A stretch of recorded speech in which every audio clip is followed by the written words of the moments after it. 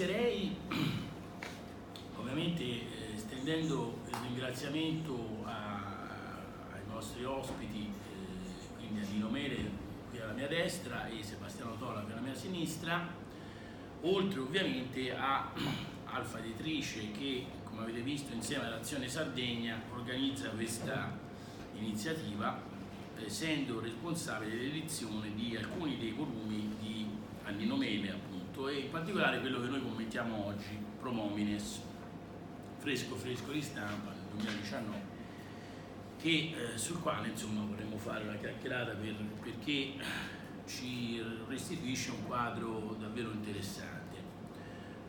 Una parola su Azione Sardegna per chi non ci conosce: noi siamo un'associazione che nata ormai 1 anno e mezzo fa, che cerca di porre al centro di un ragionamento, di un dibattito, di coinvolgere le persone sui temi centrali della Sardegna.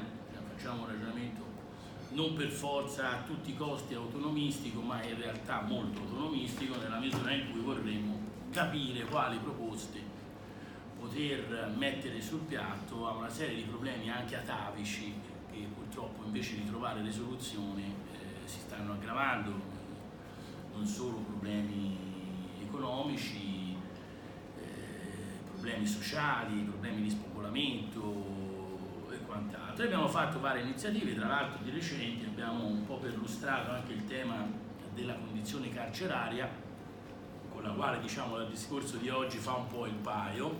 Nell'ultima iniziativa infatti abbiamo invitato il provveditore regionale Maurizio Veneziano alle carceri sarde, che ci ha fatto una panoramica con alcuni approfondimenti su qual è questa condizione carceraria, che insomma, come sappiamo, desta anche alcuni punti di preoccupazione. A suo modo di vedere è una,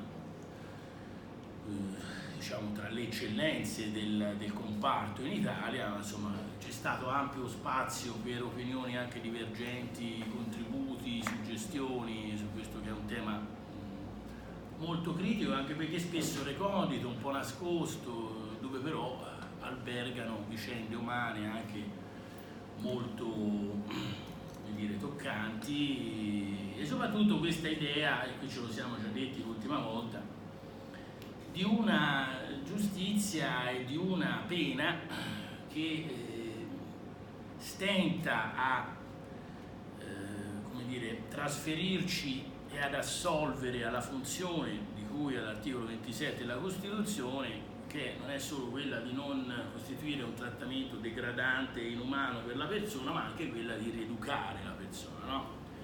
Quindi anche in quell'occasione, ma credo che oggi ne riparleremo, perché avete notato, non vi sarà sfuggito il sottotitolo di questo volume, che è Per una giustizia riparativa.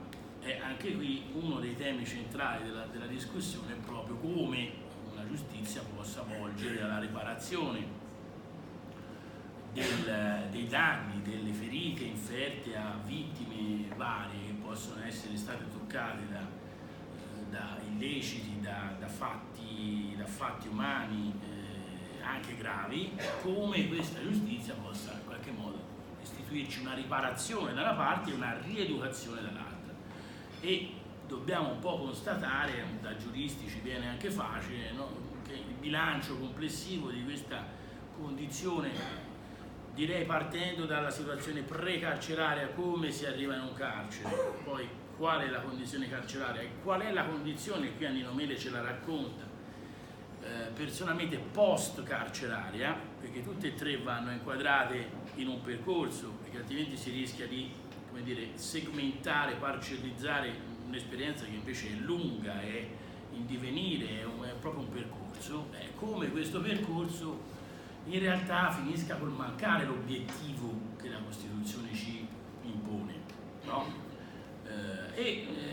Collateralmente finisca anche non sempre nel salvaguardare, nel soddisfare le vittime, che pure anch'esse hanno subito, ma poi non riescono a trovare neanche loro soddisfazione. Quindi è un meccanismo che rischia di lasciare insoddisfatti quasi tutti, e questo è uno dei temi che noi affrontiamo a valle di questo libro, che vedo che insomma avete tutti, appunto edito da Alfa Editrice, uno dei delle tante opere di Nannino Mele, che non ha bisogno di particolari presentazioni perché insomma è qui ed è conosciuto un po' per la sua duplice caratura, la duplice veste, da una parte di utente del sistema giustizia, possiamo chiamare così, nel senso di persona che condannata per fatti anche gravi e a cui è stato comminato l'ergastolo stativo, quindi insomma, una delle misure più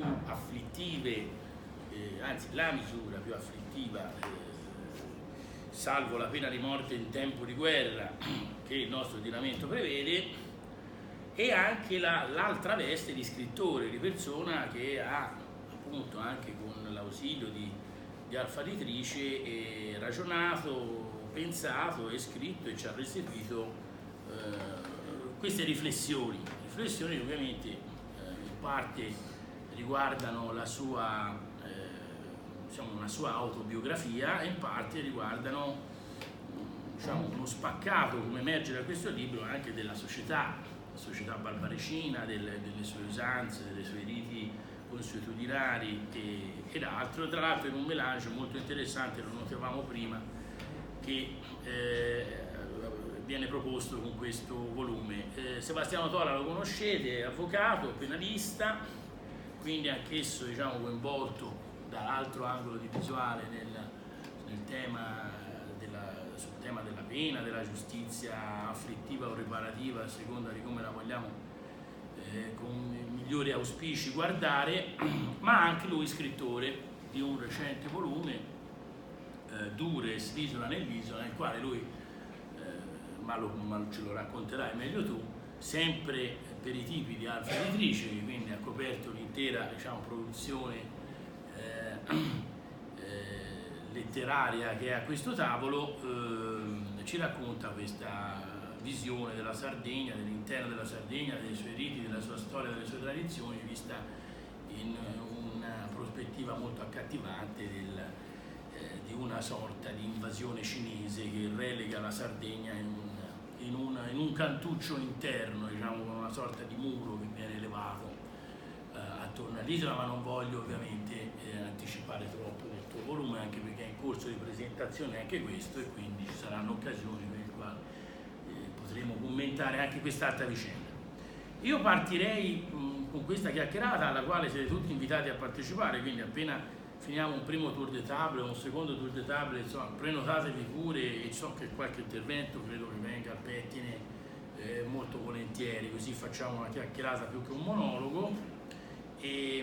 Ma io ho notato questo, Nino, lo dicevo poc'anzi, questa tecnica delle lettere di mia madre e lettere tue, che in questa che ci raccontano appunto uno spaccato, una, diciamo, visione intrecciata di uno spaccato autobiografico che racconta tante vicende anche note dell'isola, come la vicenda del giudice Lombardini e tutto il tema dei sequestri in Sardegna, e poi c'è invece una parte centrata su questa Sardola, questo paese immaginario, che però non è poi tanto immaginario perché corrisponde a una realtà, con una faida, diciamo, quantomeno un'antinomia tra famiglie, questi Boedo e questi De Luna, che un po' ricorda, no, i Montechi Capuleti di Shakespeareana memoria,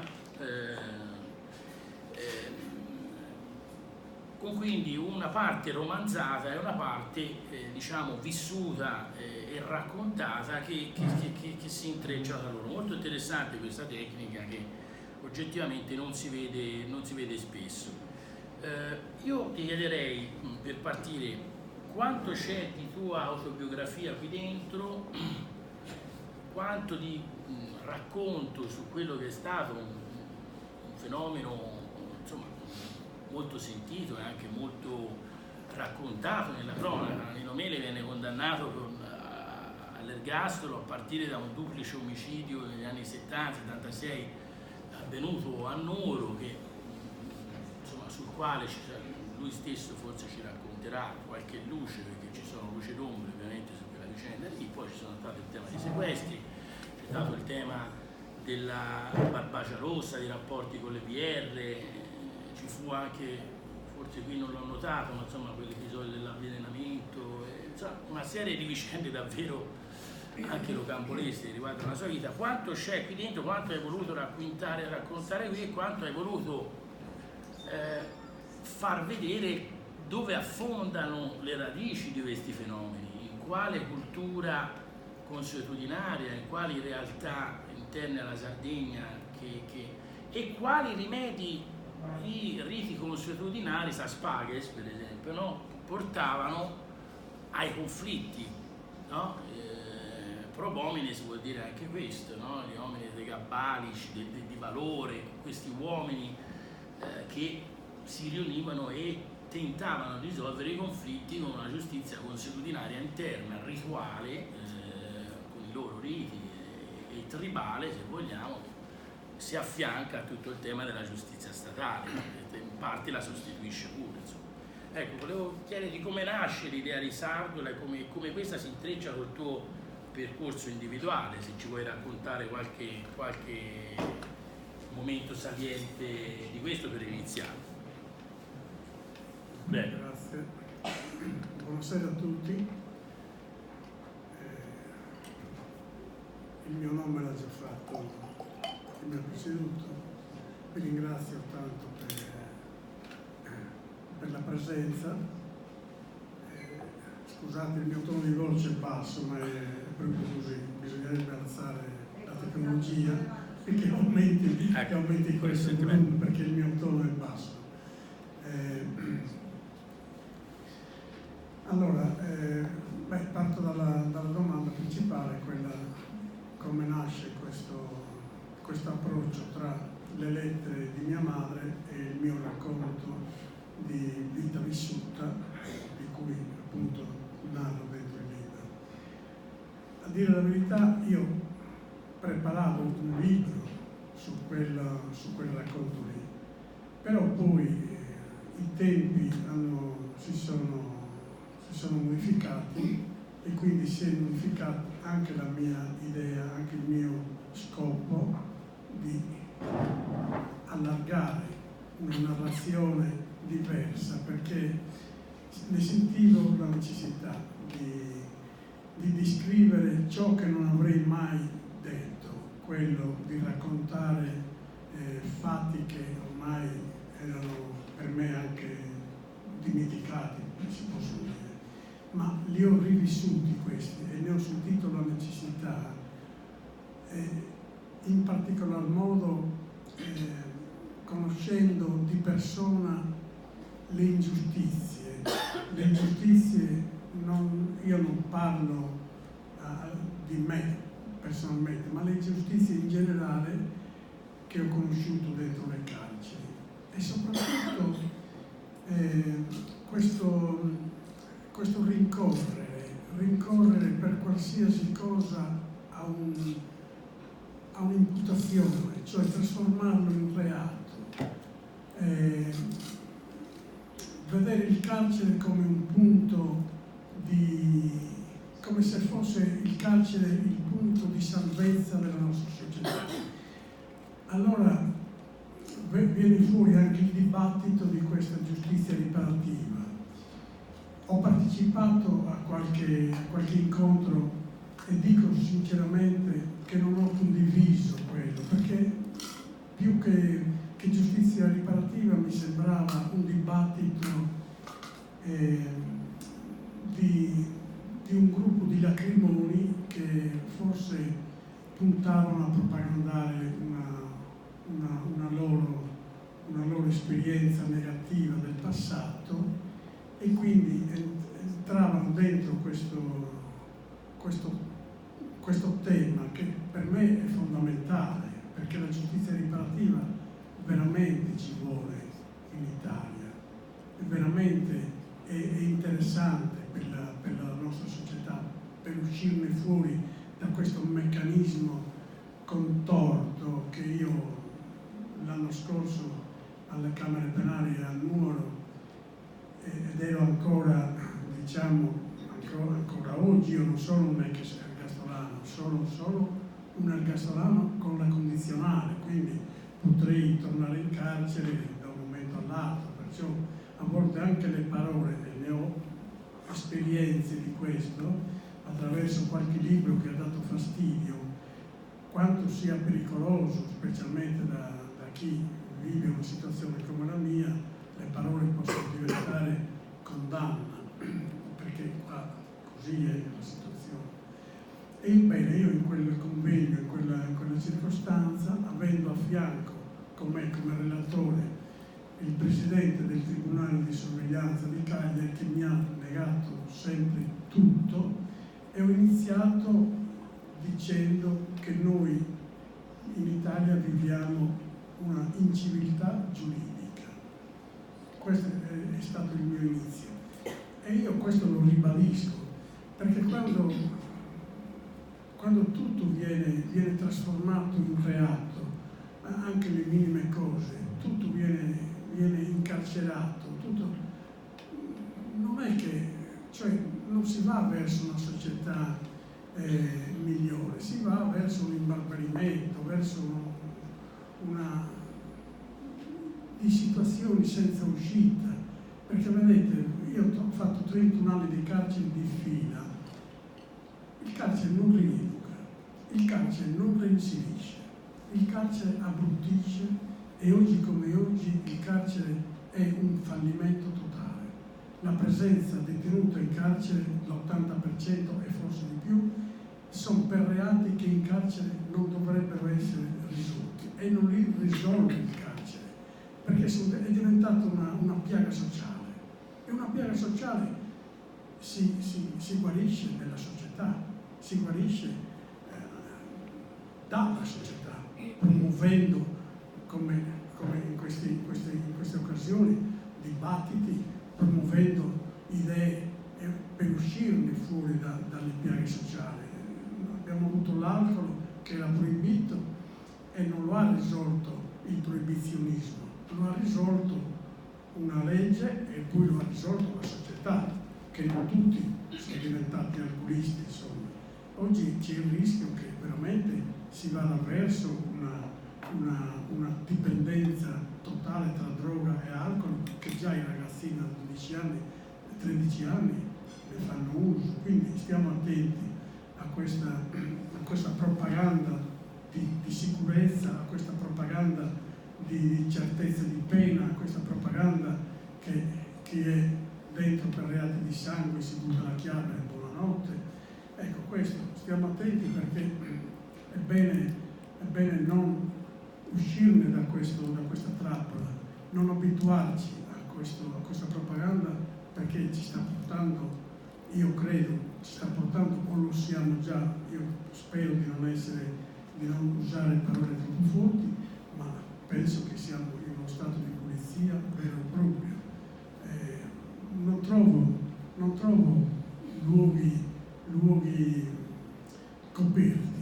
Io da anni ormai vedo intercettazioni, si intercettano politici, si intercettano anche magistrati, si intercettano tutti. Cioè c'è un'intercettazione fatta da un potere che ormai è il potere esecutivo, è il potere politico in Italia.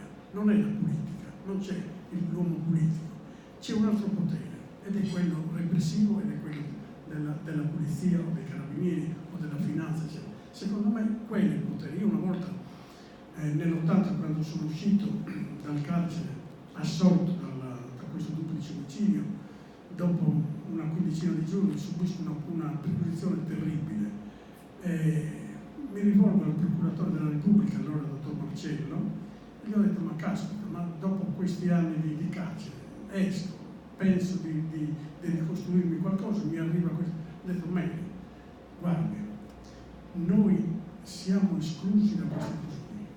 La polizia ha delle fotocopie,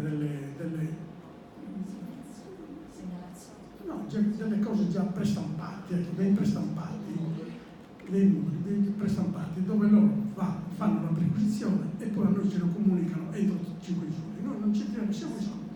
Quindi il potere dello Stato di polizia c'era già allora, cioè democrazia è stato anche il Milione di piombo, eccetera, eccetera. Abbiamo un'emergenza allora seguita da loro. Poi abbiamo altre emergenze, ma non siamo più usciti noi dalle emergenze. E questa è la situazione. Ora, io spero che da noi sardi arrivi un segnale veramente forte, perché noi sardi, e mi riferisco al libro Pro Homines, noi sardi abbiamo un'esperienza non indifferente per sanare i temi che riguardano le nostre comunità. Una volta si sanavano senza gli interventi delle manette e senza gli interventi del carcere. Io credo che noi sardi dobbiamo fare in modo di riportare quello che erano anche le esperienze dell'Ottocento, del desosomero di allora, anche il banditismo che poi è sorto non per divertimento ma per ribellione agli stati che venivano dall'esterno, e quindi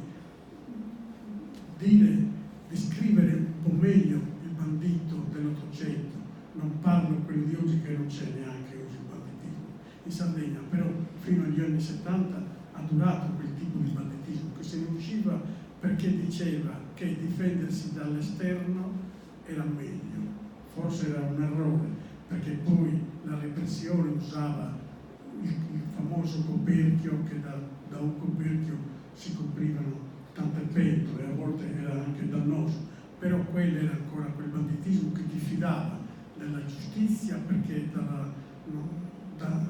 da una giustizia che comunque la criticava e ne restava distante.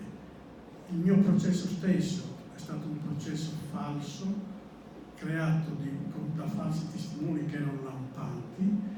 Il mio processo stesso della rapina del 70 era falso ed era lampante che era falso, però intanto io mi ero fatto un anno di latitanza, poi sono stato assolto per aver commesso il fatto.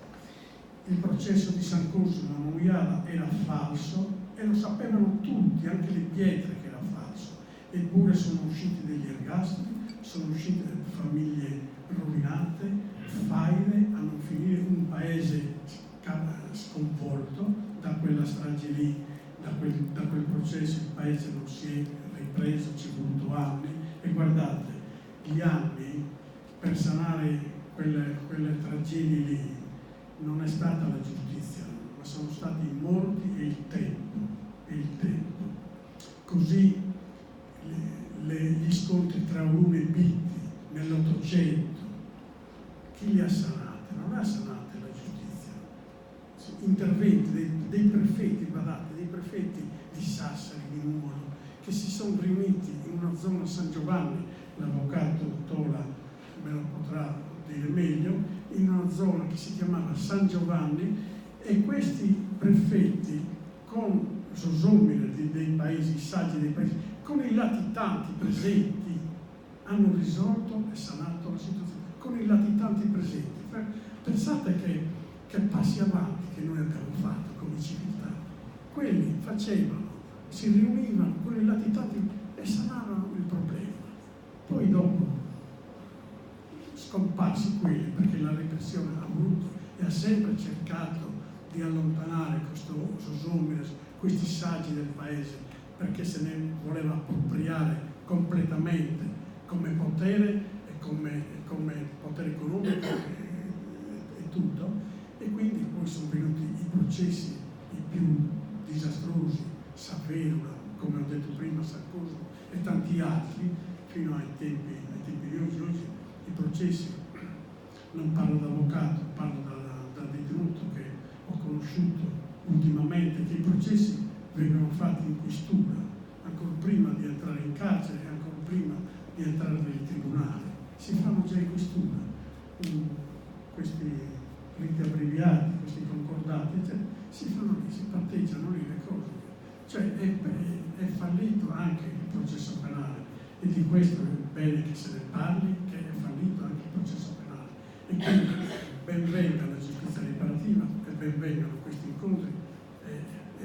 Dobbiamo dirle le cose come stanno, senza il timore di perdere qualcosa. Dobbiamo dirla veramente forte. Questo è il mio il mio primo impatto e la mia prima voce contro il mondo. Ringrazio Maria Marungio, l'arte editrice, e una cosa voglio accennare. Io nel libro ho fatto un piccolo trafiletto, cioè io parlo di Lombardini, parlo di Marcello, dottor Marcello, e di Chessa. Da poco una persona mi ha detto, anche una persona qualificata, anche professionalmente, ha detto: bene, io da te mi sarei aspettato che parlassi un po' più di Lombardini, di quello che ha fatto.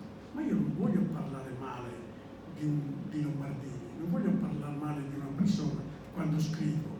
Io scrivo per descrivere una situazione magari critica, in modo che si possano affrontare, che si possano fare degli argomenti. Se io devo parlare male di una persona, mi faccio un libro per conto mio, me lo leggo e poi me lo passo tra gli amici e buonanotte. Ma io non potrei parlare male di lui. In questa occasione non potrei parlare di lui. Parlo solo di un suo intervento che probabilmente in una situazione come la giustizia riparativa l'avrebbe fatta chiunque in maniera più semplice, senza quella situazione di nascondimento che poi purtroppo lo ha portato anche a dove lo ha portato. Quindi mi pare assurdo che io in questo momento, anche di fronte, anche per rispetto vostro, potrei parlare male di una persona che il male se l'ha fatto con le sue proprie mani. Certamente io lo conosco anche per altre situazioni, ma non mi permetto oggi, mai ne poi mai, di poter andare a descrivere quelle situazioni. Sono situazioni che comunque tutti le conosciamo e dico sinceramente non c'è neanche bisogno di scriverli. Invece io ho scritto questo proprio come punto di aggancio e di provocazione, perché la giustizia riparativa serve, perché i giudici riparavano ieri e riparano oggi, di nascosto, ma lo fanno. Allora non bisogna nascondersi, perché la giustizia deve essere trasparente e deve avere una funzione che serva per tutti, in maniera trasparente. Ecco, questo volevo accennare a questo punto qui, perché insomma è bene che io continui con la mia chiarezza, nel bene e nel male.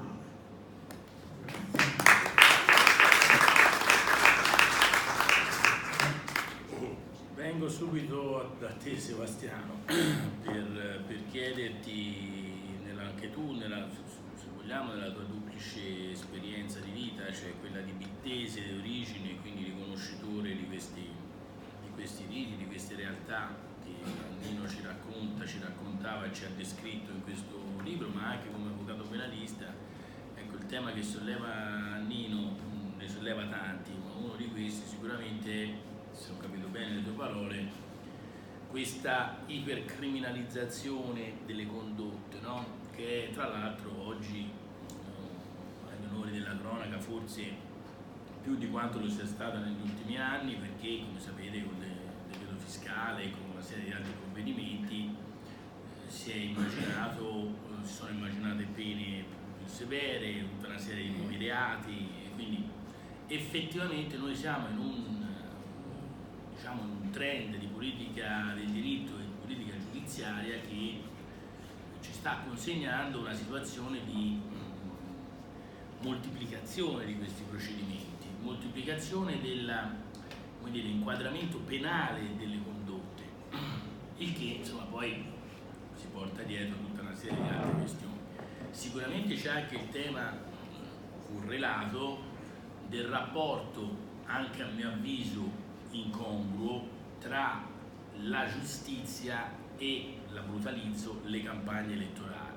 Cioè la giustizia è un tema, un argomento che meno sta nelle campagne elettorali e meglio è, perché necessita non di un afflato populistico rivendicativo e a volte anche in questi scenari evocativi di manette, punizioni e pene capitali, ma di una ponderazione della ragionevolezza, della misura, della moderazione, anche perché si mette mano alla vita delle persone, non solo quelle E la verità, guardandola a tutto tondo, il tema non solo quella dei responsabili dei fatti, ma pure dei soggetti danneggiati, e quindi bisogna usare particolare cautela. Purtroppo vedo che invece questo afflato populistico generalizzato ha travolto il tema della giustizia e se l'è portato con sé con tutte le conseguenze che noi vediamo. In effetti noi vediamo una moltiplicazione significativa, anche quantitativa, proprio della repressione penale, perché molte condotte vengono qualificate come tali. Ecco, tu che esperienza hai su quest'angolo di visuale e come la possiamo poi con una cerniera ricondurre anche ai temi che sono trattati nel libro sulla Sardegna, la dimensione della Sardegna? Sì. Vabbè, lo stesso sono Buonasera. Sì, Annino prima diceva della pace tra Una e Biti. Effettivamente io qualcosa la so, perché uno di quei pro homines che si sono riuniti di Biti si chiamava Vito Giuseppe Tola ed era un mio antenato. Ho avuto anche altri antenati che svolgevano la funzione di pro homines, che è, se vogliamo, una funzione simile ontologicamente nell'ambito di quella cultura limitata del paese o comunque del gruppo di paesi della Barbagia. È una funzione simile a quella che dovrebbe svolgere la giustizia, e cioè il pro homines è una persona equidistante, è una persona rispettata dalla comunità ed è anche una persona che se non viene rispettata si fa rispettare, cioè riesce a emettere un giudizio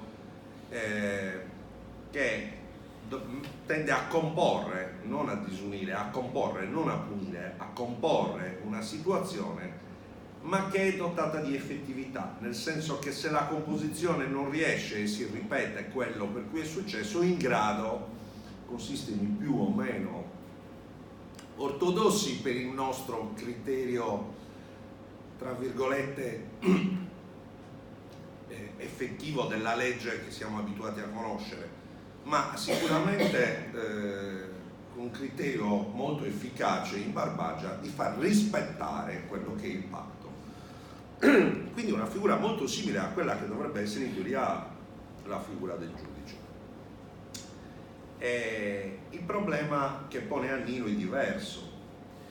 Diciamo che il problema che pone Annino, rielaborandolo, è questo: non si può accontentare la società, nel momento in cui c'è qualcuno che ha sbagliato, di lavarsi la coscienza, nel senso che tanto lo si chiude dentro quattro mura e fuori dalla società e quindi abbiamo risolto il problema.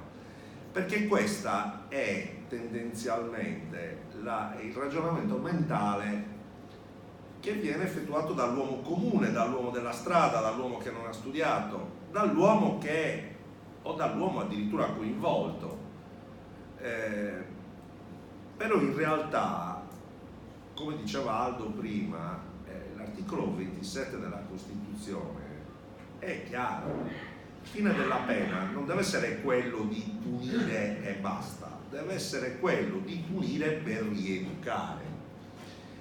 E invece spesso e volentieri ci si limita a punire e addirittura spesso e volentieri, anzi quasi sempre, a peggiorare l'individuo. Chi finisce in carcere anche per un motivo giusto, non parliamo di quelli che ci finiscono per un motivo ingiusto, ma quelli che finiscono in carcere per un motivo giusto saldano il loro conto con la società, il conto detentivo, ma non portano nessun beneficio alla società. A quel punto sarebbe meglio fare come si fa negli Stati Uniti, che uno prendi, lo ammazzi e ciao, te lo sei tolto da mezzo e non hai risolto il problema, ma hai risolto il problema, ma in realtà far scontare 30 anni a una persona che nel momento in cui esce deve essere rimmessa nella società non ha alcun senso se innanzitutto questa persona non migliora alla fine del percorso punitivo e soprattutto se alla fine di questo percorso ti devi trovare una persona che in realtà si sente un esule della società, si sente estraneo, perché entrare 30 anni in carcere significa chiudersi dentro 4 mura e riuscire trovando una società che si è evoluta, è cambiata, non hai vissuto, e spesso e volentieri può capitare, come spesso capita, che non hai neanche più quei punti di riferimento che avevi prima, perché in 30 anni succede che la gente muoia, che la gente si allontani, che cambino le società. Quindi il discorso che fa Nino è quello che probabilmente, da quello che io riesco a capire, sarebbe meglio avere una minor permanenza in carcere affiancata a un miglioramento di quella persona, non tanto a un pentimento, perché poi il pentimento, questo termine pentimento, evoca situazioni anche di tradimento. Il termine in Italia, quando non si sapeva più cosa fare, soprattutto nell'epoca del terrorismo, si è pensato bene di introdurre delle norme speciali che non garantiscono, attenzione, i pentiti non vengono garantiti sotto l'aspetto del trattamento carcerario, cioè della condanna, ma vengono garantiti sul fatto che quel tipo di pena non sarà effettiva, nel senso che loro possono essere comunque condannati all'ergastolo, ma di fatto in sede di esecuzione non stanno in carcere, ma o cambiano nome o svolgono attività diverse sotto falso nome, eccetera. Però questo, il discorso non è chiedere il pentimento, è chiedere la redenzione alle persone, cioè rielaborare quello che hanno fatto di sbagliato e possibilmente continuare a fornire un contributo alla società nella quale vanno a reinserirsi successivamente. Tutto questo non avviene. Il carcere pensa soltanto a tenere dentro le persone. Qualcuno può lavorare, voi immaginatevi le persone che non hanno a che fare col diritto penale, non riescono a capirlo, ma in carcere lavora forse il 10-15% delle persone che ci sono. Immaginatevi una persona che viene chiusa in carcere e che per 20 anni non fa niente, non ha niente da fare se non svegliarsi la mattina, farsi la doccia, farsi la sola d'aria, chiacchierare con gli altri e poi rientra dentro. Ma questa persona non potrà che uscire peggiore dal carcere, è indubbio questo. Poi c'è qualcuno che è molto forte, che riesce comunque a mantenere, però il discorso che fa Nino è: sarebbe meglio utilizzare meno il carcere e utilizzare sia la prevenzione sia degli altri strumenti che possano garantire la società che quei fatti non si riverifichino, e contemporaneamente a quella persona possano garantire a quella persona il reinserimento sociale in maniera tale che si possa sentire utile lui a se stesso, possa avere una funzione della vita. Il sottotitolo dell'altro libro di Arnino Mele, Voglio riprendere il mio posto della vita, è indicativo di questo.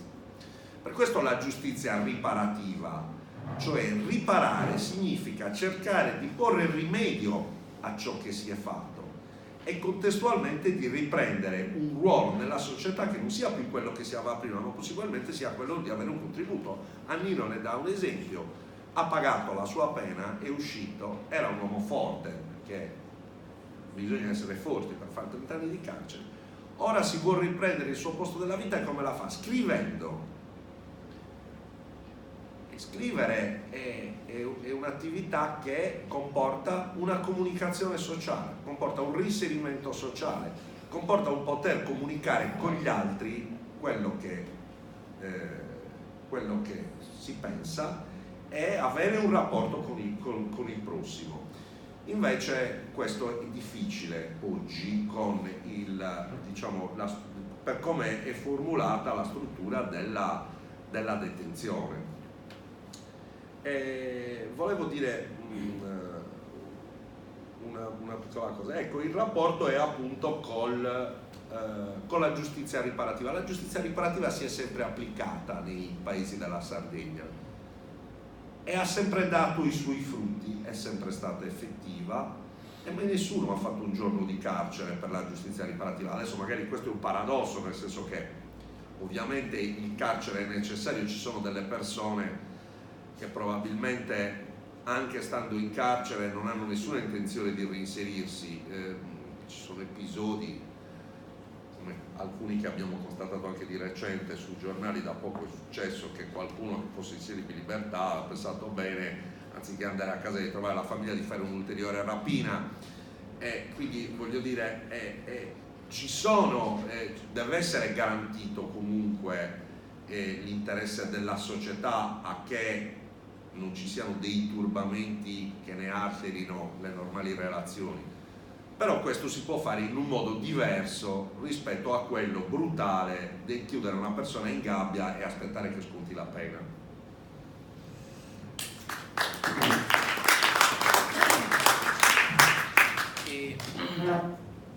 Allora, prima di aprire anche a qualche domanda, eccetera, un ulteriore chiosa, Nino, te la chiedo sull'ultima parte del discorso che facevi tu, Sebastiano, no? Anche perché mentre parlavi sono andato a ritrovare la pagina e mi piace questo attacco che poi arriva dopo qualche pagina. Tutto ebbe inizio, come spesso accadeva, da un furto di bestiame, è andato a finire nel peggiore dei modi. I ladri, sorpresi dal proprietario, invece di abbandonare le loro intenzioni, decisero di minacciare il povero pastore con le armi e di legarlo al tronco di un leccio con fili di ferro arrugginiti e taglienti, e non si è più riuscito a liberare.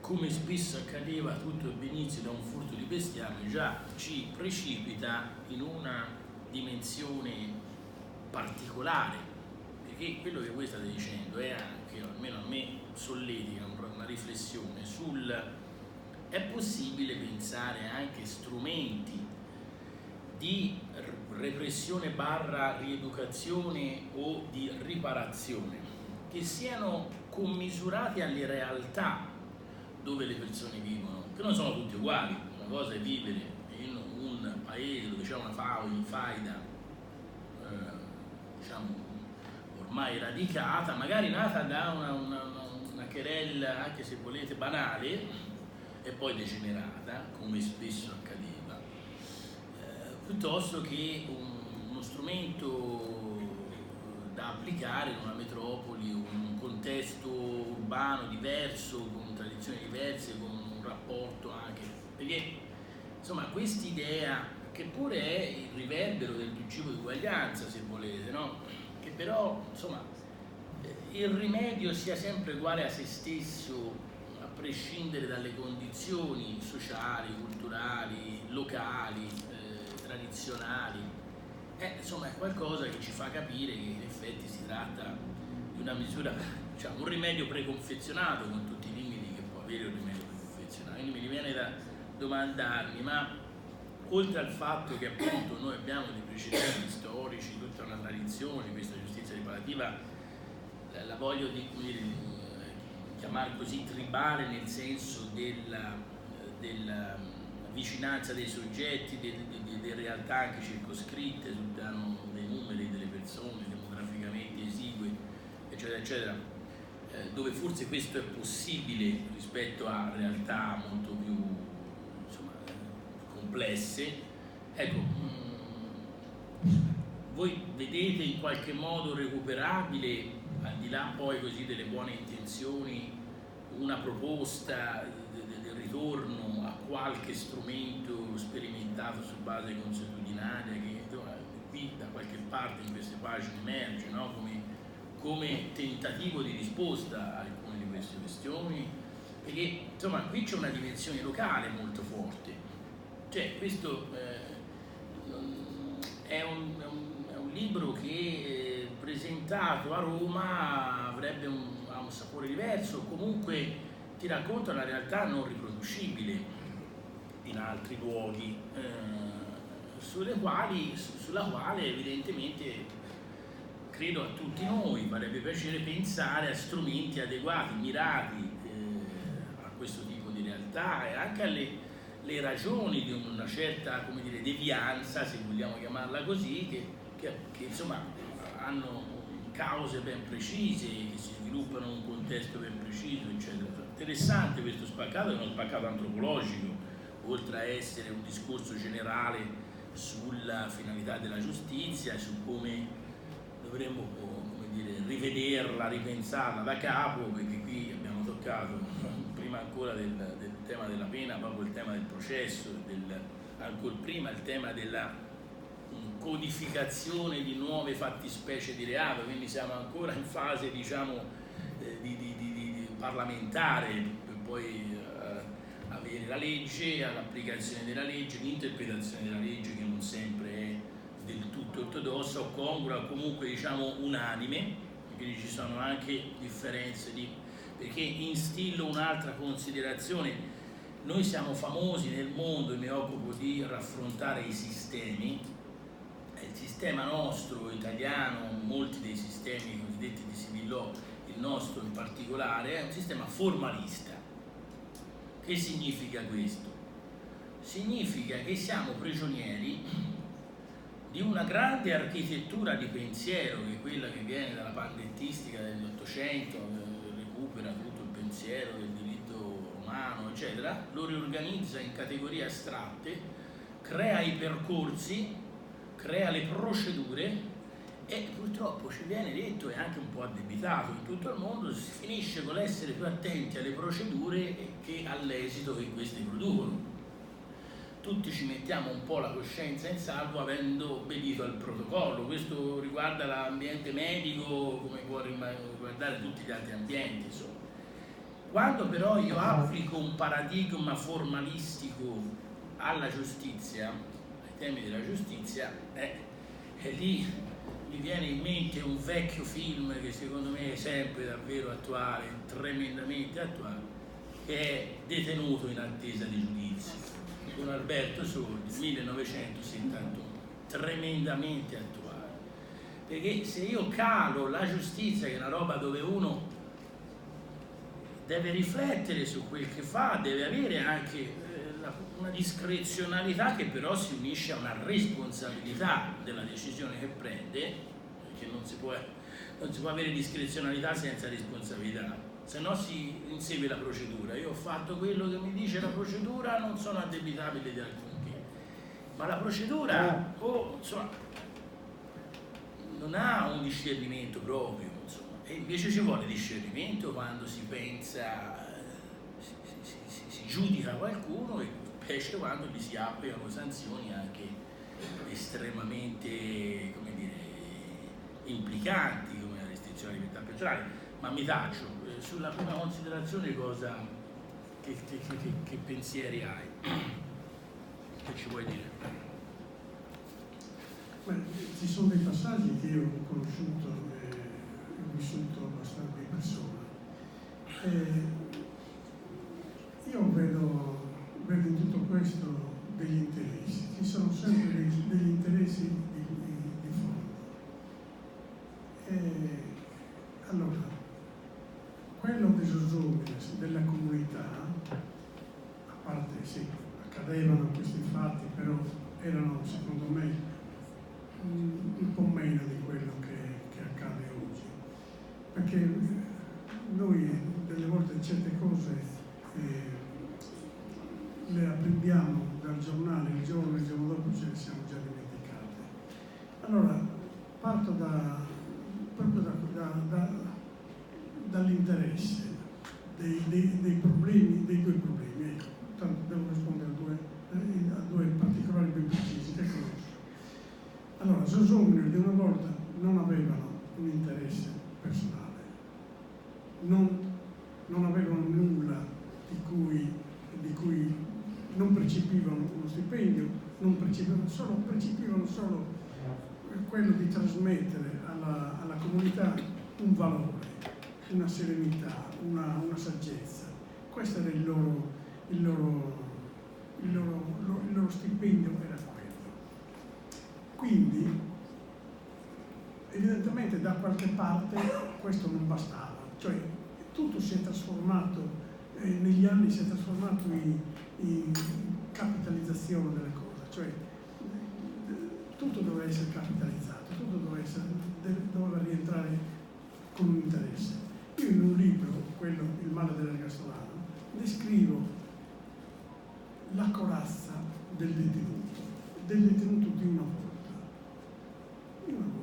che anche io sono stato un detenuto di una volta, dove si entrava in carcere e tutti quanti usavamo vestirci di questa corazza, che questa era nient'altro che un organizzarsi a una permanenza in carcere, quindi non uscire certamente il giorno dopo, e ci si organizzava per vivere, perché da quello che poteva essere passare il carcere non si viveva. Quindi quella era la corazza, e una corazza che ci faceva sentire forti.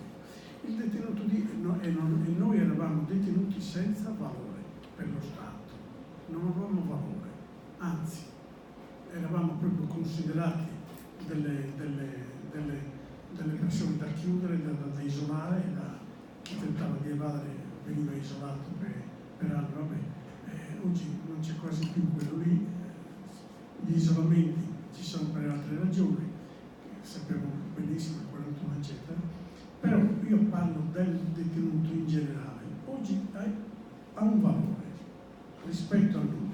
Noi cercavamo di evadere, facevamo le rivolte, spaccavamo le carceri quando non ci andava bene, perché volevamo più diritti, volevamo che non trovavamo più diritti, quindi eravamo detenuti senza valore. Oggi il detenuto, e ho detto prima, l'80% è per dipendenza. Questo detenuto di oggi sì che ha un valore, perché quel detenuto che come entra non si costruisce la corazza, ma è già una corazza persa dall'esterno, entra già senza corazza, e la prima cosa che fa quel detenuto è andare in infermeria, è imbottirsi di psicofarmaci. Quindi immaginate quanto valore c'è dentro quell'istituzione di quel detenuto, è un valore enorme, enorme. Casa farmaceutica, chi è che non passa e raccoglie dalla sponda di quel grande fiume di soldi che attraversa quei luoghi?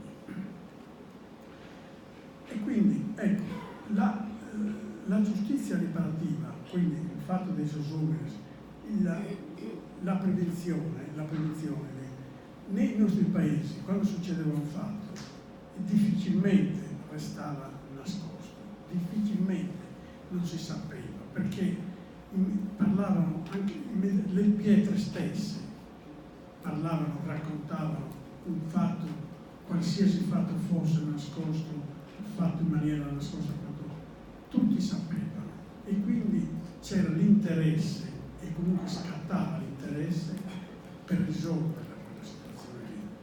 E sui fatti, di certi fatti sgradevoli, come io accenno anche, persone venivano macchiate, quelle persone lì erano non considerate dalle società, dalla nostra società. Qualsiasi cosa che andava contro il comune del bene di una comunità veniva scartato, cioè, e quindi si stava molto attenti anche a compiere determinati fatti. Oggi noi a volte soffriamo molto di quello che ci accade nei mari, migliaia di persone che muoiono, quello che accade sul femminicidio, quello che accade ai ragazzi che ammazzano così per gelosia o per amore la loro fidanzata. E tutto ruota su una situazione quasi in mano a chi comunque, mandandolo in carcere, si dovrebbe sanare il problema. Quindi c'è qualcosa che ci sfugge nella nostra società, c'è qualcosa che ci scappa di mano, cioè, o forse è già scappato di mano. Vedete che questo, prima, ad esempio, il maltrattare una donna era difficile, non era facile che una donna venisse maltrattata, perché tutto il vicinato gli andava contro a quello sfrigunzio, ecco, era la prima parola che si diceva, sfrigunzio. E poi c'era l'intervento familiari. Oggi succede un fatto in un palazzo, in una strada, la gente passa tranquillamente, si gira, non è un problema suo, è un problema di quello. Quindi vedete che ci scappa, ci sta sfuggendo proprio dalla nostra coscienza, dalla nostra cultura, quello della comunicazione, quello dell'intervento, quello di organizzare o mantenere saldi o comunque quei valori, perché senza quei valori andiamo così come stiamo andando, ecco, secondo me. Poi non so, penso questo è, manca comunque la comunicazione che prima c'era, cioè sarà pure la modernità, i palazzi che non costruiscono più i caminetti. I caminetti, una volta quando ci si sedeva davanti a un caminetto era l'ora della comunicazione, ci si raccontavano le storie del paese, si raccontavano le cose. Non c'è neanche più quel tempo del caminetto, del caldo, del focolare della casa, non c'è più. Non è poco questo. Non è poco. Per sintetizzare, potrei dire per avere una giustizia comunitaria bisognerebbe prima recuperare il senso di comunità, che purtroppo si è molto rarefatto, quindi questo è... Ma solo una domanda, poi apriamo al dibattito. Anzitutto, così, note autobiografiche sono troppo interessanti per lasciarle, diciamo, un po' d'ombra. Tu che vieni in qualche modo, come dire, riconosciuto come uno degli esponenti di spicco di questo banditismo sardo del Novecento, e tra l'altro con delle note implicanti, cioè questa vena di banditismo, diciamo così, rivoluzionario, penso a Barbagia Rossa, penso ai rapporti con le BR, con le Brigate Rosse, eccetera. Ecco, qualche episodio, qualche luce su questo, e come questo si lega con il tessuto antropologico, con la vita e col tessuto antropologico di alcune aree in particolare dell'interno della Sardegna. Questo credo che possa interessare tutti, visto che tu hai vissuto quegli anni e quelle esperienze. Ci vuoi dire qualcosa riguardo? Bene, io mi trovavo a Badr Carlos quando iniziarono degli attentati in Sardegna. Io stesso chiesi di essere trasferito in Sardegna proprio per scrollarmi, togliermi queste etichette che mi stavano addossando, e venni trasferito a Termini Imerese. In Termini Imerese non è che mi abbiano allontanato, ho trovato proprio tutto il vertice delle Brigate Rosse, da Renato Curcio in cui erano tutti lì. E racconto un piccolo fatto che accade lì a Termini Imerese. Arrestano 22 persone a Bologna che dirigevano, mi pare, Radio Città Futura. E una di queste persone mi scriveva a me, conosciuto quando ero a Badr Carlos, il suo compagno, Santa Nicola, e questa di Bologna che insomma è stata anche ospitata a Roma e via, e da lì abbiamo cominciato a scrivere. In quella perquisizione trovano le mie lettere, quindi questa corrispondenza, e mi fanno la perquisizione in cella a Termini Imerese. Io ero con Piero Cavallero, non so se uno dei che aveva fatto le rapine a Milano con Cavallero, insomma, è nato anche un film, penso che vi ricordate di questo, adesso non c'è più il mondo. Ero con Cavallero e un brigatista. Mi fanno la perquisizione da Digos, mi fa solo dove erano i miei indumenti, le mie cose. Il giornale di Palermo, mi pare che era il giornale, come si chiamava, il giornale, scrive un articolo, Mele, una perquisizione nella cella di Mele che cammina su di binari con le Brigate Rosse e con la mafia di Trapani. Quindi immaginate, cioè, le prese in giro anche brigatistiche, mafiosi, vai, facciamo le mani. Beh, la mafia di Trapani mi hanno coinvolto per il fatto di due siciliani che rientrano nel 74, vengono in Sardegna, che io conobbi in Brianza, e mi chiedevano se li accompagnavo a Oristano per fargli conoscere una persona che a sua volta si doveva interessare di un loro familiare che era all'Asinara per essere trasferito in Sicilia. Abbiamo avuto un posto di blocco, ecco, questi due vengono coinvolti in un sequestro di persone in Sicilia. Ecco, il collegamento l'hanno fatto. Io sono stato anche indagato poi con loro di questo sequestro in Sicilia, che non sapevo niente. Sono stato indagato per un anno e poi mi arriva l'avviso di assoluzione, eccetera. E comunque nasce questo articolo come io ero in doppio binario. E in effetti tutti pensavano che io facessi parte delle Brigate Rosse. Io non ho mai fatto parte delle Brigate Rosse, pur condividendo in parte, e la condivisione che dai detenuti arrivava nei loro confronti, e anche un po' da noi sardi, era proprio quella, la critica che loro facevano sulla giustizia. Quindi quella parte noi la consideravamo che ci apparteneva.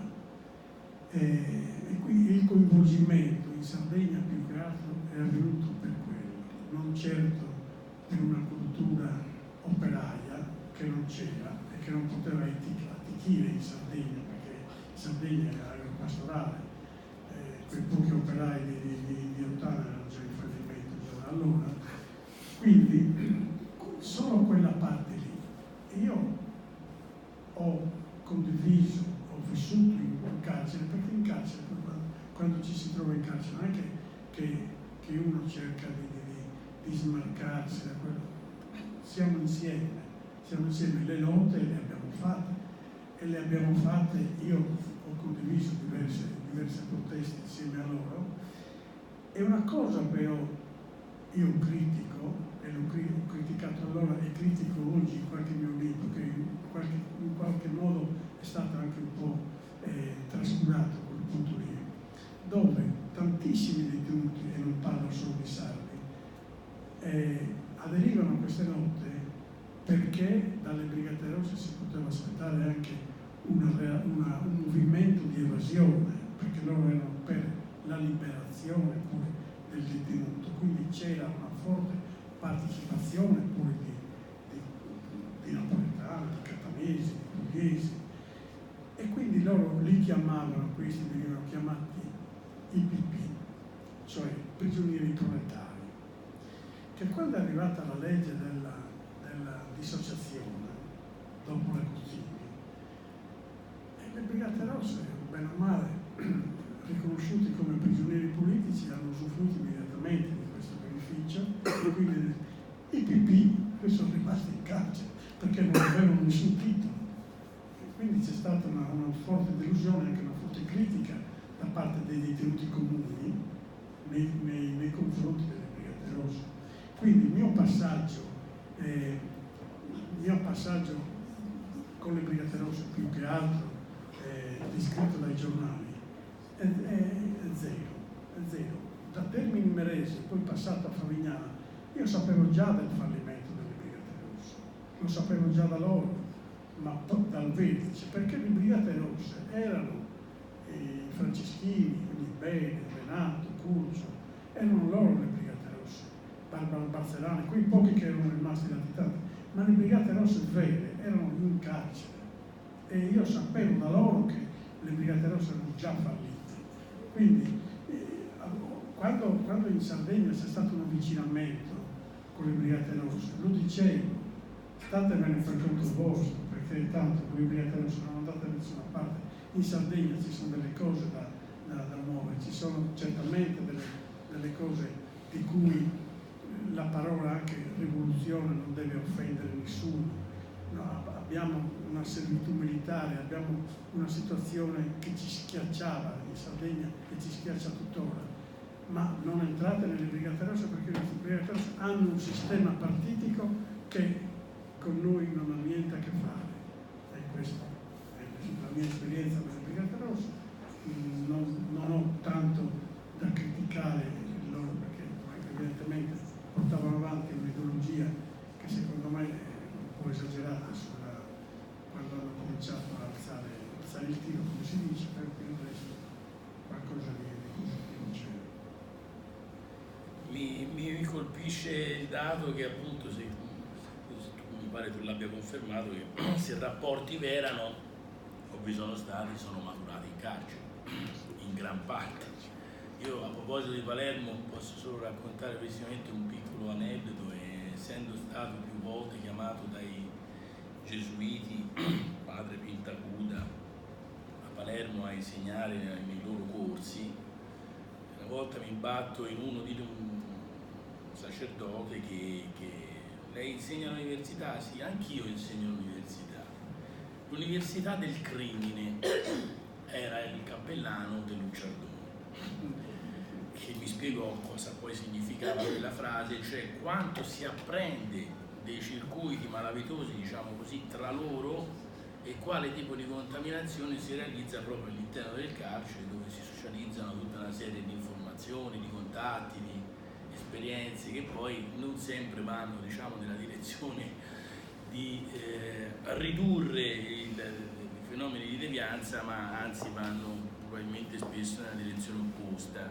C'è poi tutto il tema del post carcere, ma adesso apriamo un attimo al dibattito che magari ci interessa, anche perché so che la Caritas, ne abbiamo parlato qualche giorno fa, sta allestendo una struttura per venire incontro a cosa?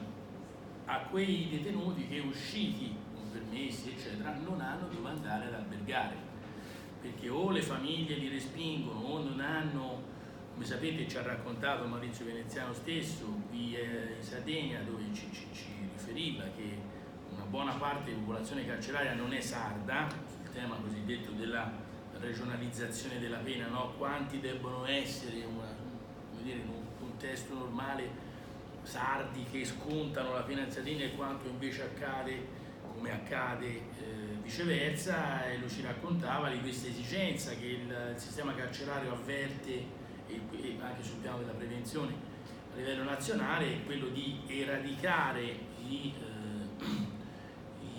detenuti per reati in particolare legati alle associazioni mafiose eccetera, quindi 'ndrangheta, camorra, mafia e Sacra Corona Unita, che per appunto dissociarli dai loro territori di origine vengono portati in Sardegna, e ce n'è una buona quantità. Quindi pensate appunto al fatto di quanti non sardi stanno nelle carceri sarde, pensiamo anche al tema di come e cosa fanno, al di là di questi che sono detenuti, diciamo, particolarmente avvertiti e attenzionati sotto ogni profilo, ma anche detenuti comuni che poi anche quando escono o permesso o altro non hanno un mondo col quale relazionarsi, e questo ti fa capire come quel percorso alla fine finisce in un baratro e non certo finisce nel reinserimento della persona. Per fortuna ci sono enti, ripeto, come Caritas o altri che stanno allestendo strutture e stanno pensando a colmare questa lacuna. Però mi taccio, volete fare, hai qualcosa da aggiungere su questo? No. Volete fare alcuni interventi? Immagino di sì, domande? Prego. Forse non mi serve perché ho una voce... No, ma insomma, eccolo qui, facile. Okay. Grazie. Sì, intanto devo fare i complimenti per l'iniziativa, ringraziare l'editrice e gli organizzatori di questo incontro, perché ancora una volta Annino mette il dito nella piaga e ci fornisce un quadro di riferimento che induce molto a riflettere. È indubbio che in questo libro di Annino ci sia una forte visione utopistica di che cos'è stata la realtà delle comunità sarde e di che cosa è oggi la realtà nella quale ci troviamo. E a proposito di detenuti va osservato che la Sardegna resta per l'amministrazione penitenziaria, per il Dipartimento, una colonia intesa come luogo in cui vengono scaricate innanzitutto quelle persone, appunto, di cui si diceva poc'anzi, che hanno una diciamo struttura criminale molto elevata. Noi non avevamo in Sardegna detenuti in alta sicurezza, non avevamo il 41 bis, eppure sono state costruite 4 nuove carceri, quella di Cagliari Uta, dove ci sono attualmente 588 detenuti per 561 posti, quella di Bancali e a Uta, oltre ad esserci una casa circondariale, oltre ad esserci detenuti comuni, ci sono anche una trentina di detenuti in alta sicurezza.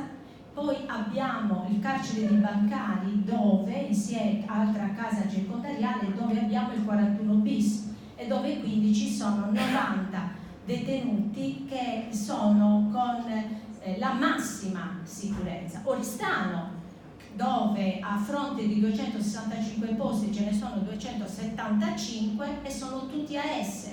Allora, e invece le colonie penali, noi siamo l'unica regione che, insieme a Gorgona che è fuori, l'unica regione che ha ben 3 colonie penali che si configurano come servitù penitenziarie, perché a fronte di 900 posti ce ne sono occupati un terzo, e laddove dovrebbero essere le persone chiamate a quel reinserimento al lavoro. E soprattutto quello che fa lo Stato nelle nostre carceri è che quando dà un qualche lavoro in cucina, spazzare le celle o i luoghi dove si convive, fa lavorare le persone 5, 6, 7, 8 ore e gliene paga 1, 2 al massimo, con il risultato che alla povertà si aggiunge la povertà. I detenuti sardi in tutta Italia sono 1 migliaio, una cinquantina sono ancora fuori dalla Sardegna e attendono, nonostante le nuove strutture penitenziarie, di tornare qui. La territorialità della pena dovrebbe essere valida anche per i sardi che chiedono di tornare, ma si applica, come vedete, soltanto per allontanare i detenuti in alta sicurezza.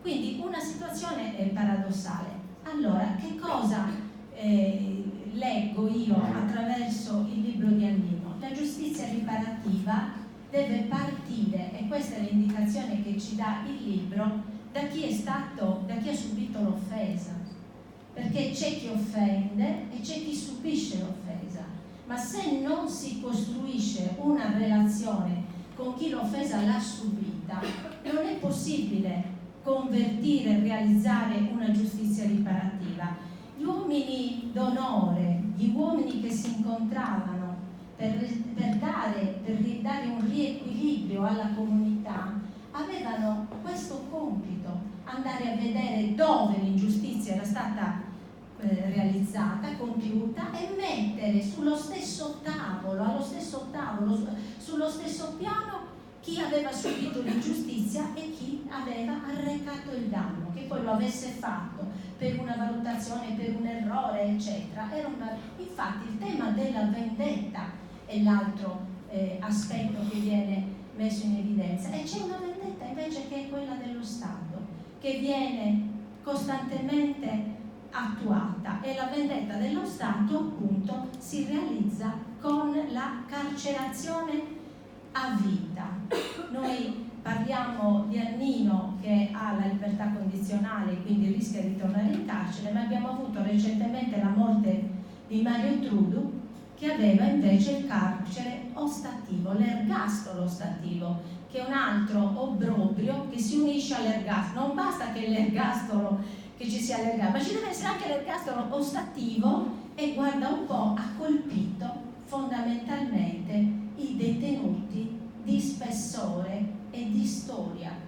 Io ho riconosciuto soltanto delle possibilità a quei detenuti che appartengono alla storia della Sardegna e ai paesi della Sardegna, in particolare mi riferisco a Orgosolo, ad Arzana, dove veramente sono potuti tornare a casa quelli delle comunità più solide, quelli dove prima di tutto viene la persona al di là di quello che è successo, perché ha pagato il suo debito e quindi ha diritto di tornare nella sua casa, e nella sua casa ci sono i parenti che gli hanno allestito una piccola dimora e che aspettano soltanto di allacciargli la luce e il gas per poterlo rivedere all'interno della loro famiglia e della loro comunità. Quindi Annino lancia provocazioni, ricorda le vicende dei sequestri, ci parla del giudice Lombardini, di quello che ha rappresentato in quel momento nella sua vita la richiesta di aiuto da parte dello Stato. E io credo che lo Stato debba molto alla Sardegna per quello che in Sardegna accade e che non tutti conoscono e riconoscono, a partire dal fatto che in Sardegna ci sono 10 istituti penitenziari e solo 4 direttori, e questa è una vergogna che lo Stato deve sanare, perché nell'interno dell'idea dello Stato e del Ministero c'è la sostituzione dei direttori, quindi di figure di riferimento che in qualche misura garantiscono un equilibrio con i commissari, e quindi si parte e si arriva a quello che Annino ha anticipato prima: non è più uno Stato di diritto, ma diventa uno Stato di polizia. Grazie.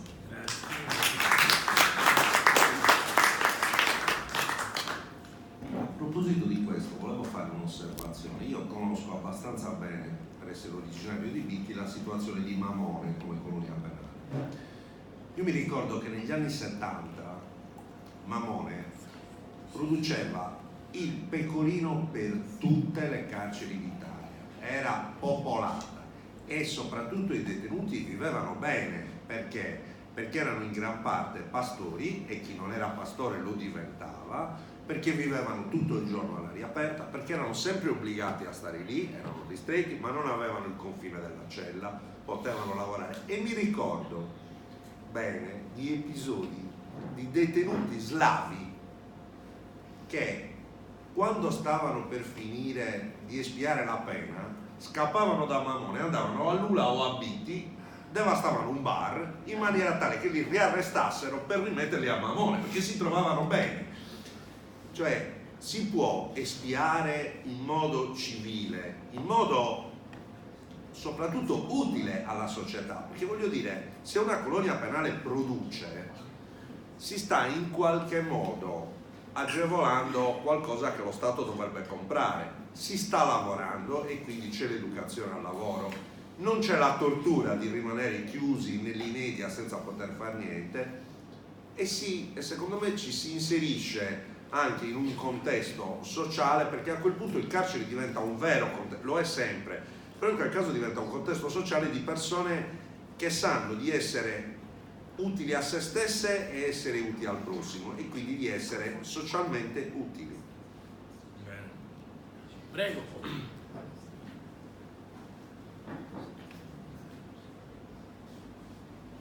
Vi mettete qui così venite quadrati nel video. Buonasera a tutti.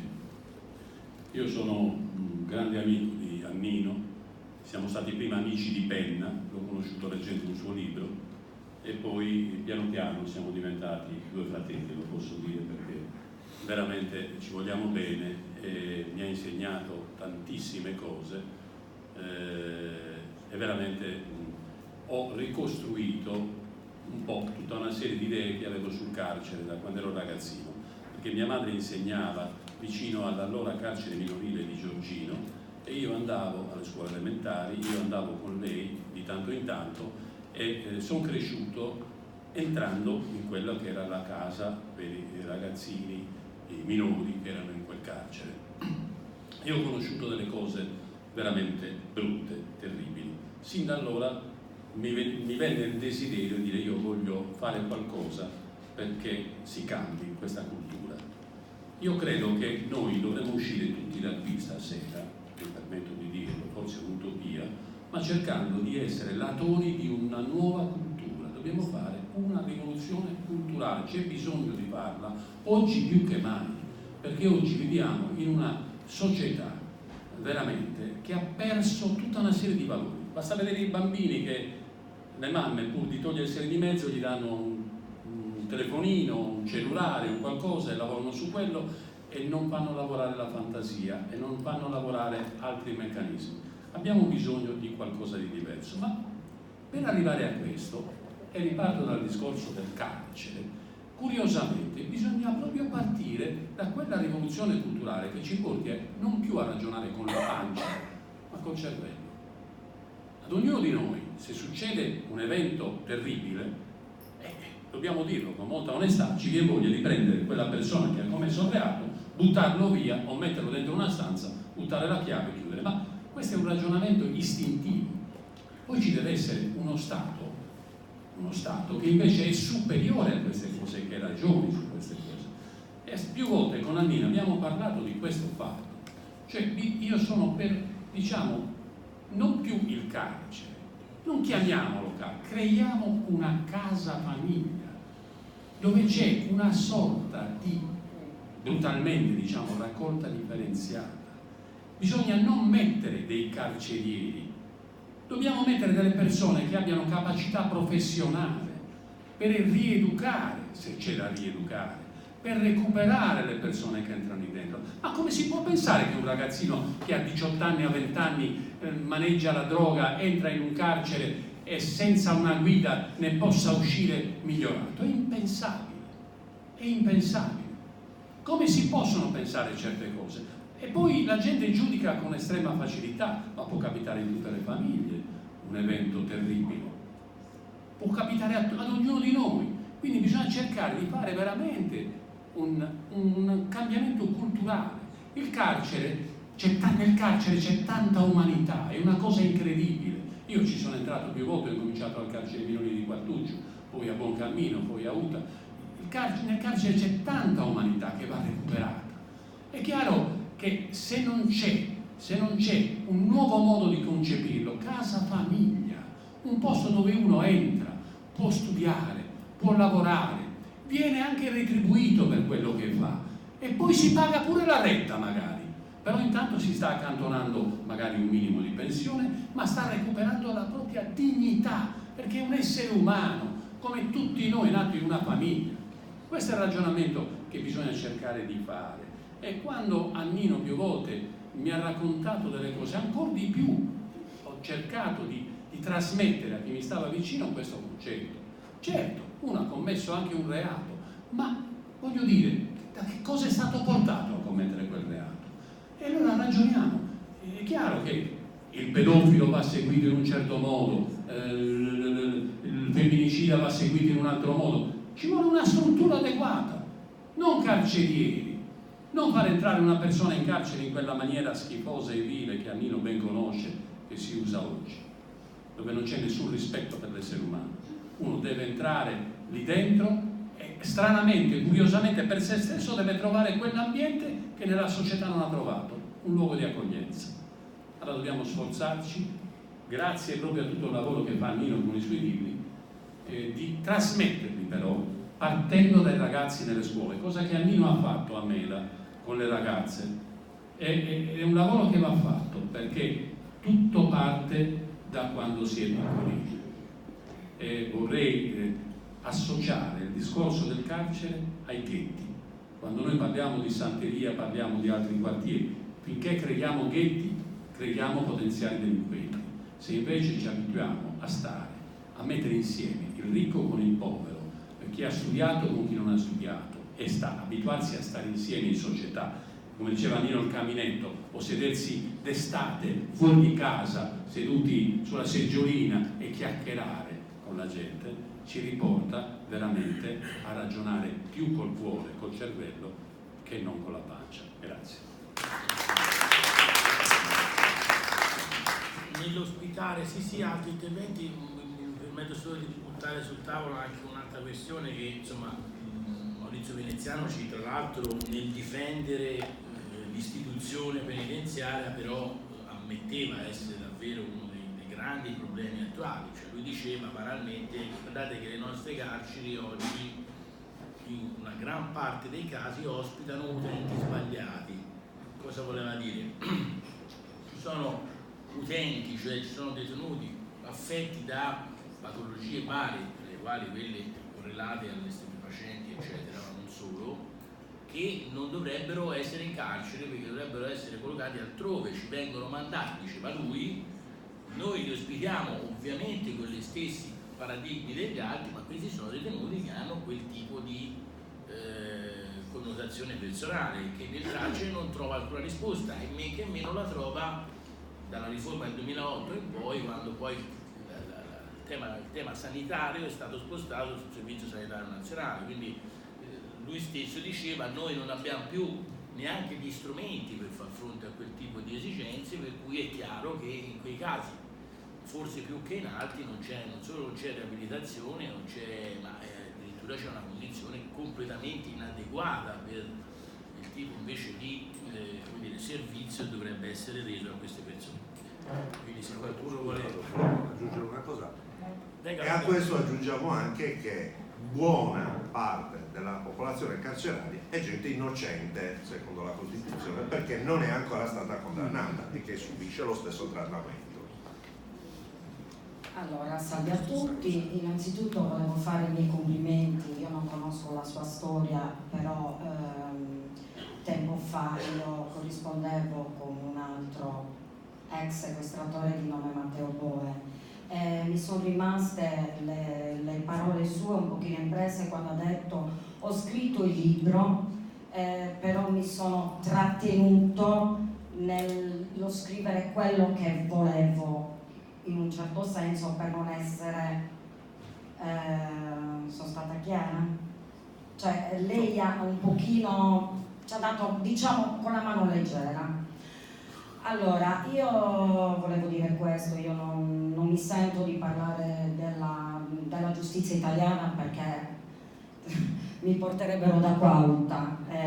Allora, noi sardi, noi che abbiamo un senso di appartenenza, ascoltiamo le vostre storie e siamo molto colpiti, noi abbiamo tanto da imparare da voi perché voi avete pagato ed è giusto che voi siate degli uomini liberi, però cioè, secondo me per la giustizia italiana non lo sarete mai.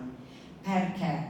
Perché lo Stato italiano ha paura di persone come voi, paura di persone che hanno praticamente pagato con la propria pelle. Io ho due documenti inediti di Matteo che non mi permetto di pubblicare. Non mi permetto di pubblicare perché ho paura, ma non per me, per lui, perché sono dei documenti forti. Io le vorrei augurare a lei, a Nino, una libertà con tutto il cuore, perché penso che una persona si possa tenere in carcere e si può tenere il proprio corpo, ma non la propria mente. La mente sarà sempre libera. Niente, in bocca al lupo per tutti.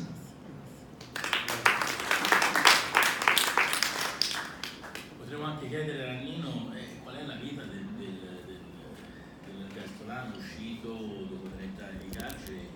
Tu come vivi il quotidiano? Dove vivi? Cosa fai? Perché credo, come già abbiamo detto, insomma, tutti siano pronti a aprire la porta e ci sia qualche contesto nel quale approdare, diciamo, no? Però dicelo tu, perché siamo, credo, tanti curiosi di capirlo. Beh, il mio quotidiano si svolge un po' più discretamente di quello che ho vissuto appena uscito dal carcere, che è stato un po' difficile, anzi direi difficilissimo, ma non per la mancanza di accoglienza, per lo smarrimento, per il disappuntamento che avevo a livello generale, cioè non conoscevo niente, quindi avevo un problema grosso. Io che ero e resto per una società senza carcere, mi sono ho sentito una struttura mentale pensando qualche volta che sono uscito, mi ha permesso di rientrare in carcere a quella cella dove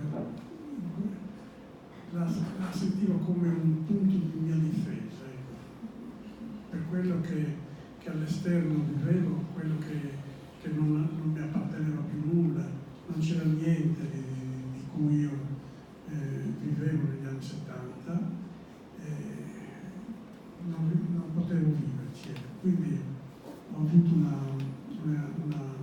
negazione terribile da quella cosa. Adesso piano piano mi sto abituando, vivo a Cagliari,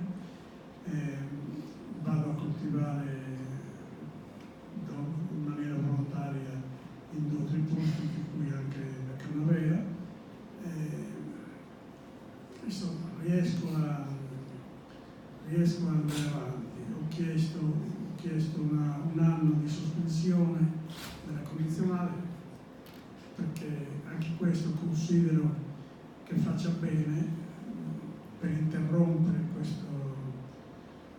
la condizione, perché la condizionale non dice già la parola, è una vita condizionata, è una vita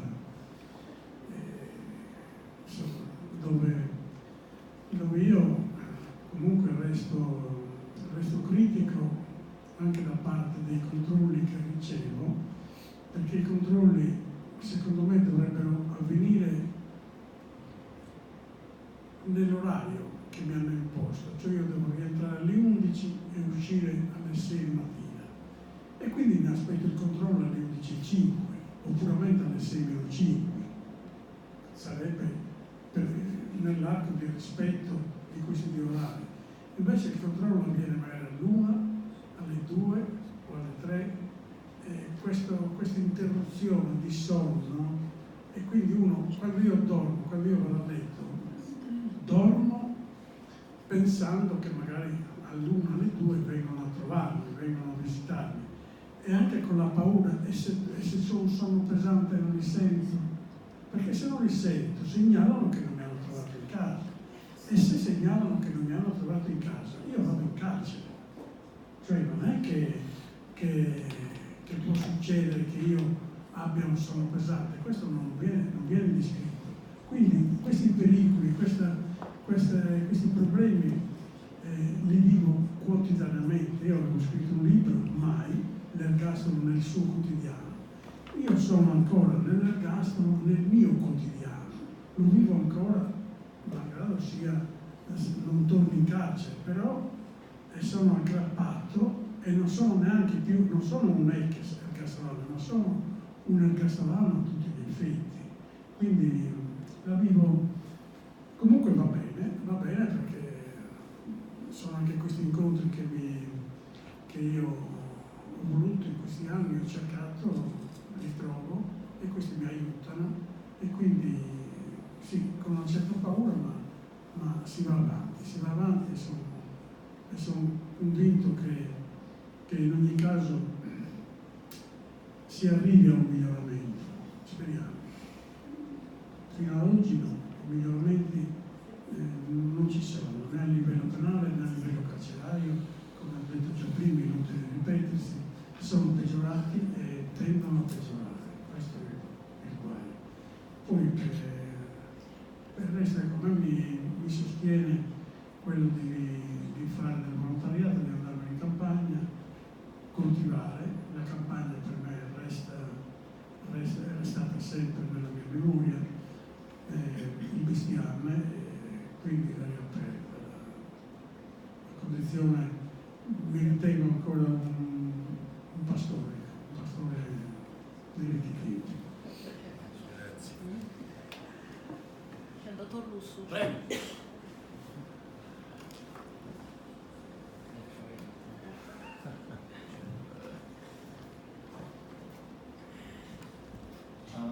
Buonasera a tutti. Giovannino perché sabato l'ho conosciuto per la prima volta, per quanto io faccio il medico in carcere, quest'anno ne faccio 35, quindi credo di avere maturato in questi 35 anni uno spaccato di storia penitenziaria che va dall'aspetto normativo a tutte le condizioni che poi cercano di dare una risposta a principi costituzionali e leggi. io inizierei dicendo proprio stasera tutti questi discorsi si possono concretizzare con l'articolo 27 della Costituzione. Le pene non possono consistere in trattamenti contrari al senso di umanità e devono tendere alla rieducazione del condannato.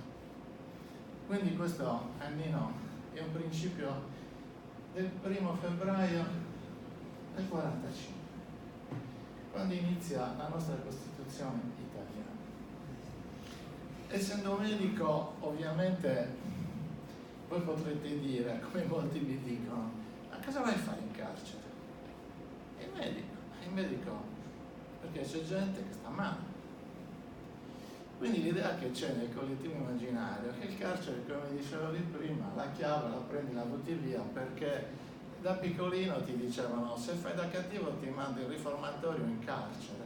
Era il deterrente educativo di quei periodi. E quindi probabilmente ancora tutto questo non si è risolto bene.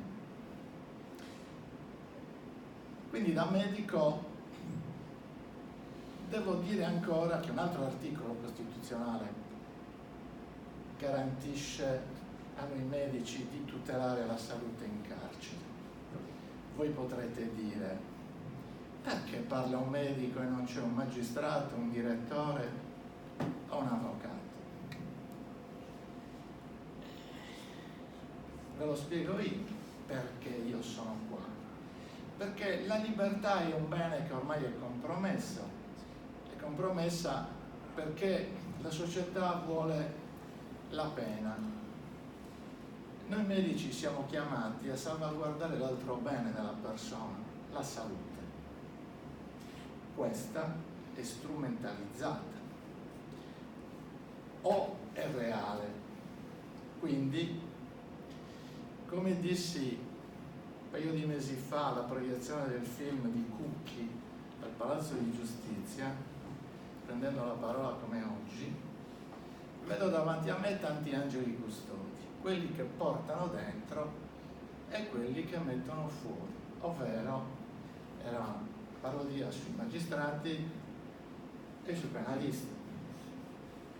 Io sono in mezzo, perché la cartella clinica deve essere perfetta per garantire agli uni e agli altri la possibilità di dirimere le esecuzioni penali esterne per i motivi di salute. E se non basta, i magistrati hanno un'altra carta spendibile, il loro perito di parte. Ora, Annino, quando un magistrato un giorno mi disse noi leggiamo le vostre relazioni sanitarie ma voi non siete tecnici del diritto, pensi che io mi sia sconfortato? No, perché chi lavora in quell'ambito fa il medico, si deve rapportare con uomini o donne che conoscono il diritto e io avevo nel mio stipetto codice di procedura penale e medicina legale. Per capire che lingua dobbiamo parlare, perché tra professionisti o si lavora in sinergia oppure credo che non diamo risposta a quell'articolo 27 che è l'umanità. E allora la mia risposta è stata: mi spieghi perché l'articolo 146 del codice di procedura penale dice sentiti i medici penitenziari. Lo ha deciso il legislatore, quindi noi esistiamo e abbiamo un titolo. Mi perdoni, sportivamente parlando, 1-0 Palacento. Per far capire che io non sono un professore universitario, ma in ambito penitenziario, con i miei 35 anni credo di esserlo sul campo. Quello che poi si dice detenuto, ognuno ha la sua posizione giuridica, quindi chi arriva in carcere si chiama nuovo giunto. Punto.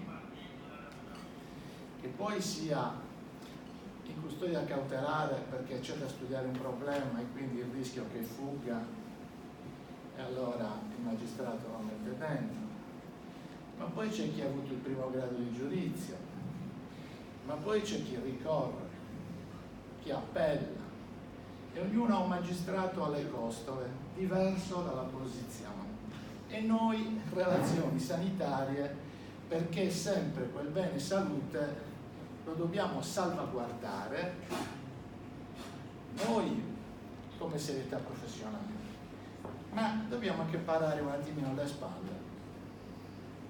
Perché? Perché hanno un peso specifico queste persone in carcere, quindi ci sono delle grosse responsabilità.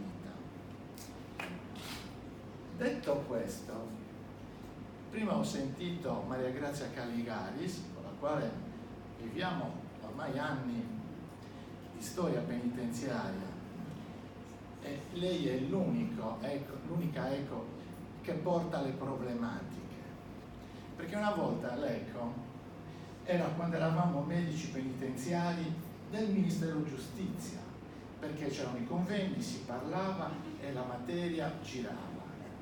Oggi nel Servizio Sanitario Nazionale io mi ritengo una Cenerentola, cioè all'ultimo posto.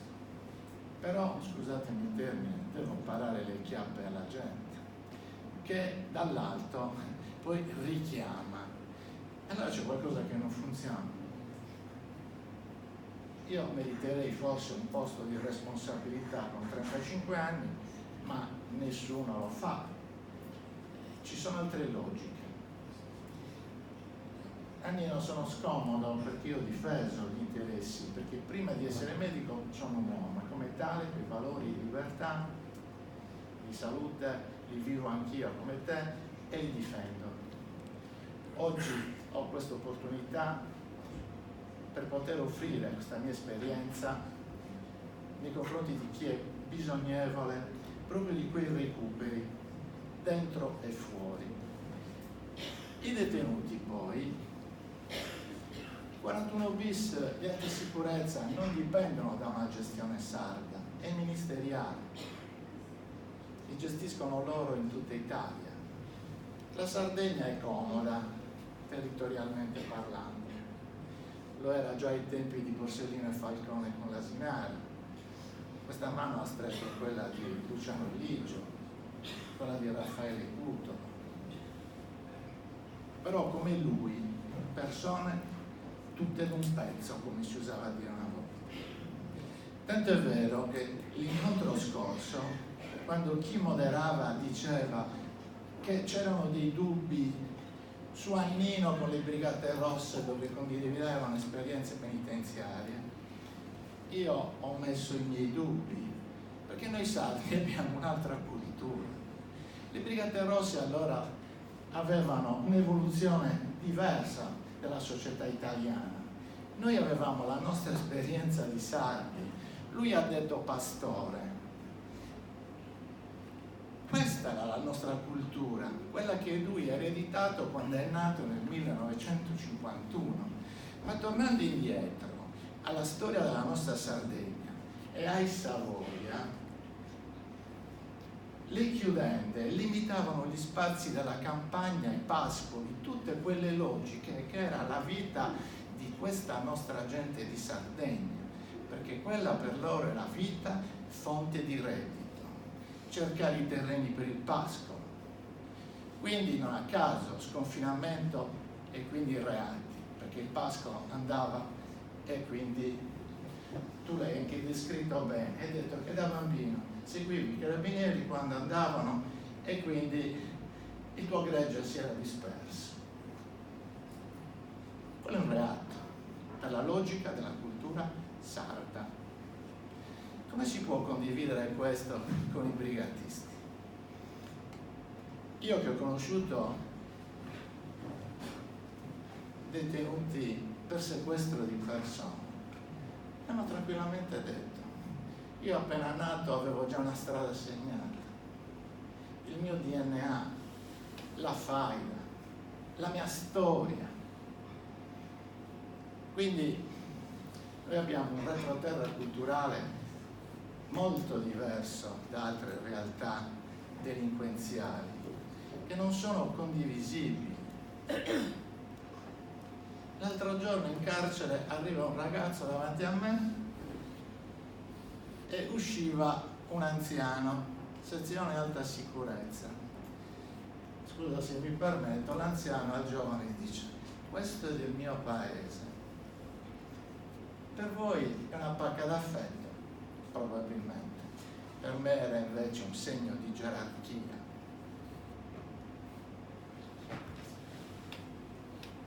Quella gerarchia che nel delinquere sardo noi non conosciamo, eravamo solisti, vero Nino? Quindi come fa la magistratura a non tener conto della nostra storia? Come fa a misturare le cose? Allora quell'anziano mi ha detto: lei è un medico sveglio. E certo, vivendo lì dentro, osservare è la regola fondamentale per capire quel mondo e stare attenti a non commettere errori. Badate, quando eravamo medici penitenziari e facevamo i convegni, il carcere per noi era la discarica sociale, prodotto di questa società. I detenuti come lui, rispettosi, laboriosi, seri, oggi siamo pieni di tossicodipendenti, psichiatrici, quindi un altro stile, un'altra mentalità che certamente non offre spunti di cultura come la sua, richiamando me, sardo, ad un interesse di un mondo agropastorale che è stato riordinato dai Savoia con le chiudenti. Poi ho imparato un termine, io ho conosciuto il termine amistade, ma leggendo sulla storia tua ho appreso la disamistade. Che cos'è nel tuo posto dove vivi questa disamistade? Perché evidentemente è una cosa seria questa. E allora capite bene come un termine vi fa capire che chi è vissuto sempre in città, già è difficile comprendere in terra di Sardegna uno che ha un retroterra culturale sicuramente diverso. Quindi è complicato il mondo penitenziario. Certo, si stanno cercando tutti i tentativi per poter dare risposte all'ordinamento penitenziario che vada applicato, ai principi costituzionali. È entrata la scuola, quindi 35 anni fa esisteva solo l'elementare, poi è iniziata la media, poi il liceo, adesso l'università, quindi un passo avanti si è fatto. Non esistevano i campi di calcetto, adesso esistono i campi di calcetto, esiste il teatro, esiste la biblioteca, la polizia penitenziaria una volta si chiamava agenti di custodia, quindi sono processi lenti. Molte volte le risposte vogliono essere immediate. Come ha detto prima Maria Grazia, l'ufficio esecuzione penale esterna gestisce più di 2000 persone fuori. UTA dovrebbe averne 3000 oggi. Quindi evidentemente la società è malata, perché la scuola, che noi abbiamo vissuto col maestro che ci tirava le orecchie, e mamma e papà mica picchiavano l'insegnante, a noi zaccavano scolaccioni, perché c'era un rispetto dell'istituzione scolastica. Oggi non è più così. E quando io vedo il nuovo giunto, i comuni denominatori sono famiglie di separati, ubriachi, prostitute, eccetera. Quindi che cosa manca? Manca un valore, la famiglia. Manca un valore spirituale importante, l'amore. Perché questa gente è arrabbiata, non ha mai avuto educazione, non ha mai avuto insegnamenti di nessun genere. È difficile tamponare uno tsunami. Lui trova disagio perché era tutto in un pezzo, quel sardo di una volta, dove sapeva che faceva quello e quindi quello avrebbe portato inevitabilmente a intercettare la giustizia. Oggi di questo non gliene frega niente a nessuno. Il Dio denaro è facile. Quando io ho conosciuto Buoncamino c'erano 3 arabi, oggi c'è il mondo a Buoncamino, il mondo, dalla Russia, dall'India, dal Sud America, Europa, Africa. Quindi ci sono altri problemi, altre culture, le lingue, i mediatori culturali. È un mondo complesso, non si può esaurire così, ma intanto oggi, grazie a Nino, nasce un germe, la sensibilizzazione. Lui diceva prima che Mammone offriva il pecorino, io aggiungerei i querceti di Mammone hanno il miglior sughero che possa esistere, perché Molinas quel sughero sa bene quanto vale, perché quel sughero è il migliore per tenere quel prodotto che c'è dentro in condizioni ottimali.